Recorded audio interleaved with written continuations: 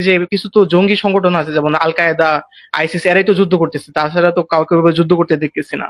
তো এই হাদিসটার তাহলে ব্যাখ্যাটা কি? এদের বিরুদ্ধে কেউ যদি মানে যুদ্ধে লিপ্ত হয়ে যায়, মুসলিম উম্মাহ থেকে অটোমেটিকই একটা জামাত তারা খাড়া হয়ে যাবে তাদের সঙ্গে যুদ্ধ করার জন্য।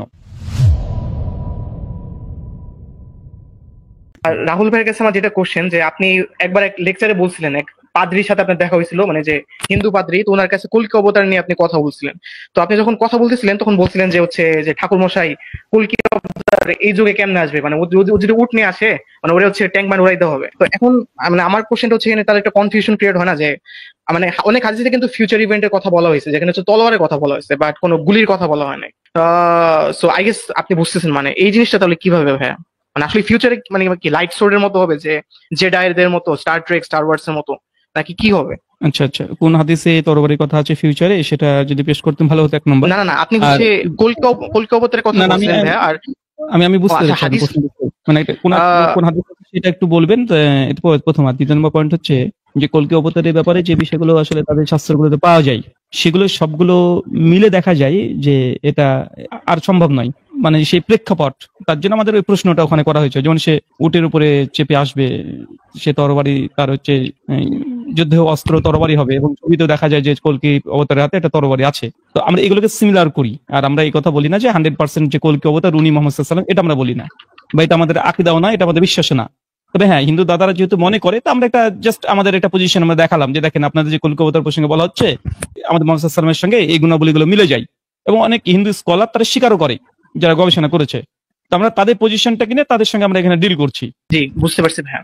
দ্বিতীয়ত বিষয় আমি একটু বলি আপনাকে, কল্কি অবতার বলেন আর ভবিষ্য পুরাণ বলেন আর ভাগবত পুরাণ বলেন বা হিন্দু ইসলামের যতগুলো শাস্ত্র আছে, এগুলো আমি নিজে বিশ্বাস করি না যেটা মোহাম্মদ সাল্লাল্লাহু আলাইহি ওয়াসাল্লামের পূর্বে লেখা হয়েছে। এর কোনো আর্কোলজিক্যাল কোনো প্রমাণও নাই, এর কোনো ঐতিহাসিক কোনো কোডেক্স, কোনো পাণ্ডুলিপিও পাওয়া যায় না। যেগুলো সর্বপ্রাচীন ম্যানুস্ক্রিপ্ট পাওয়া যায় আজকে মাত্র 500 বছর আগেকার ছাড়া কোনো পাণ্ডুলিপি তাদের কাছে নাই। বেদেরও নেই। বেদের সর্বপ্রাচীন যে পাণ্ডুলিপি সেটা 500 বছর এখনো পুজেনি। রামায়ণ, মহাভারত, স্মৃতি, শ্রুতি যা আছে সবগুলোর 500 থেকে 1000 বছর, মানে 1000 বছরের আগে আপনি কোনো কিছু সনাতন শাস্ত্রের কোনো কিছু প্রমাণ পান নেই। এমনকি সংস্কৃত ভাষাটারও প্রমাণ পাওয়া যায় না। সংস্কৃত ভাষাটা মূল কোনো ভাষা নয়। সংস্কৃত ভাষা হচ্ছে প্রাচীন ইন্দো ইউরোপিয়ান ভাষার একটা সেকেন্ড ল্যাঙ্গুয়েজ, এই সংস্কৃত ভাষাটা। আর সংস্কৃত ভাষা দুই ধরনের, মানে যেটা অক্ষর, একটা দেবনাগরী আর একটা হচ্ছে ব্রাহ্মলিপি। দেবনাগরী আর ব্রাহ্মলিপি দিয়ে এই শাস্ত্রগুলো রচনা করা হয়েছে, মানে লিপির প্রয়োজন তো লেখার জন্য, তাই না? যেমন বেদ দ্বারা বলছে আমাদের কাছে স্মৃতি হিসেবে ছিল, মুখস্থ শক্তি ছিল, তেমন লিখিত রিটেন ফর্মে ছিল না। কিন্তু বেদের যে প্রাচীন ম্যানুস্ক্রিপ্ট বলেন, গীতার, রামায়ণ, মহাভারত, আরো যাজ্ঞবল্ক্য স্মৃতি, পরাশর স্মৃতি, মনুস্মৃতি যা আছে, 18খানা পুরাণ, 18খানা উপপুরাণ যা আছে, সবগুলোই লেখা হয়েছে। যেটা মূল ম্যানুস্ক্রিপ্ট সেটা হচ্ছে দেবনাগরী লিপি। দেবনাগরী লিপির আপনি উইকিপিডিয়া এখন ঘাটেন, এটা আবিষ্কার হয়েছে মাত্র 1000 বছর আগে, তার আগে ছিলই না। তাই আমরা এখান থেকে সহজে সিদ্ধান্তে আসতে পারি যে সনাতন শাস্ত্রে মোহাম্মদ সাল্লাল্লাহু আলাইহি ওয়াসাল্লাম সম্পর্কে যে ভবিষ্যৎবাণীগুলো আছে, এগুলোও আল্লাহ নবী আসার পরে তারা লিখেছে তাদের ধর্মগ্রন্থকে অনেক উঁচু প্রমাণ করার জন্য। দেখো আমাদের ধর্মগ্রন্থে সবকিছু আছে, এমনকি বাবরের কথাও আছে, রানী ভিক্টোরিয়ার কথাও লেখা আছে ভবিষ্য পুরাণের মধ্যে। জি, বুঝতে পারছি ভাইয়া। আপনি এরপরে ভাই যে হাদিসগুলোর কথা বলছিলেন, না আমি আসলে এক্সপার্ট না, আমি হচ্ছে খুবই লেইম্যান। সো আমি যতটুকু দেখতেছি যে আপনার ইসলাম কিউএতে একটা হাদিস এরকম আছে, I guess the Muslim will use the bows, arrows and the shields of Yajuj Majuj as firewood for 7 years। এবং মানে এখানে ওনারা আরো অনেকগুলো লিস্ট দিছে। তো মানে আমি আসলে যে কিয়ামতের আলামত বা এই টাইপের দু একটা বই পড়ছি, ওইখানে মানে এই জিনিসটা দেখছি যে হচ্ছে সোর্ড নিয়ে ফাইট। তো মানে জিনিসটা কি এরকম হতে পারে যে হিউম্যানিটি আবার কলাপস করে নতুন করে সিভিলাইজেশন স্টার্ট হচ্ছে, বা নাকি ওই যে স্টার ওয়ার্স এর মতো জেডাই ইলেকট্রোড সোর্ড নিয়ে মারামারি বা এই টাইপের কোনো কিছু? আমাদের তো ভাই বলতে পারবো না ভাই, এই বিষয়ে আমাদের জ্ঞান নেই।